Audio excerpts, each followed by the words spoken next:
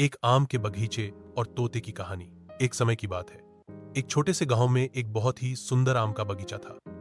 उसमें सैकड़ों आम के पेड़ थे जो हर साल गर्मियों में मीठे मीठे आमों से लद जाते थे।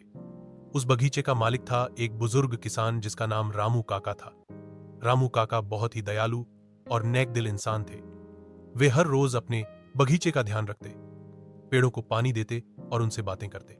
एक दिन उस बगीचे में एक हरा भरा तोता आकर रहने लगा। वह बहुत ही चतुर और प्यारा था।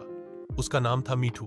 मीठू रोज सुबह उठकर आम के पेड़ों पर बैठता, मीठे आम खाता और मधुर आवाज में बोलता, रामू काका, आम बड़े मीठे हैं। रामू काका को मीठू से बहुत लगाव हो गया। लेकिन गांव के कुछ शरारती बच्चे हर रोज बगीचे में आकर कच्चे आम तोड़ने लगे और पेड़ों को नुकसान पहुंचाने लगे। रामू काका बहुत परेशान हो गए। एक दिन मीठू ने यह सब देखा। उसने सोचा, मुझे रामू काका की मदद करनी चाहिए। वह उड़ा और गांव के सारे बच्चों को इकट्ठा किया।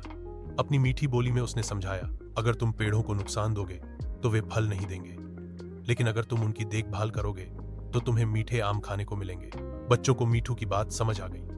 वे शर्मिंदा हुए और वादा किया कि अब से वे पेड़ों की रक्षा करेंगे। रामू काका बहुत खुश हुए और बच्चों को हर हफ्ते मीठे आम खाने की इजाजत दे दी। उस दिन से बगीचा और भी हरा भरा हो गया। मीठू, रामू काका और बच्चे सभी मिलकर आम के पेड़ों का ख्याल रखने लगे। सीख, अगर हम पेड़ों और प्रकृति का ध्यान रखें तो वे हमें बहुत कुछ लौटाते हैं, प्यार, छाया और मीठे फल। अगर चाहो तो मैं इस कहानी को चित्रों के साथ एक बच्चों की किताब के रूप में बना सकता हूं।